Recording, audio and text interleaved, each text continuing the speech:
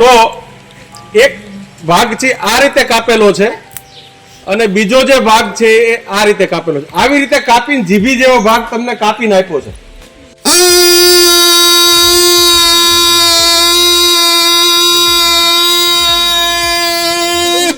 ચાલો શું થયું? શું થયું?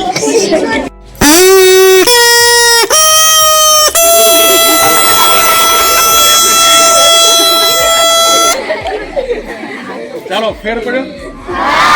મંદ્ર તીવ્ર તારસક તપ સુધી વાગ્યું. આપણે એની લંબાઈ ઘટાડી. શું ઘટાડ્યું? એ વાગે છે એટલા માટે એની પાછળ વાઇબ્રેશન, ધ્રુજારી, કંપનનો સિદ્ધાંત કામ કરે છે. શું કઈ આપણે સાંભળીએ છીએ ને એ વાઇબ્રેશન છે. શું છે? ધ્રુજારી છે. ટૂંકમાં કાને સંભળાતી દરેક વસ્તુ જે છે એ ધ્રુજારીને કારણે આપણને સંભળાય. હવે ઘણી વાર એવું બને કે ડીજે સારું વાગતું હોય ને આપણે કાન આપણા બંધ કરી કંપન બધાનું વાઇબ્રેશન થાય અને તમને અવાજ સંભળાય.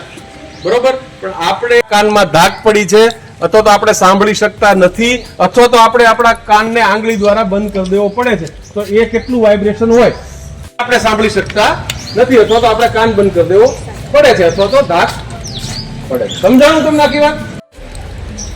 ચપટી થઈ જવી જોઈએ. આ વાગે છે શું કામ? કયો સિદ્ધાંત કીધો મેં?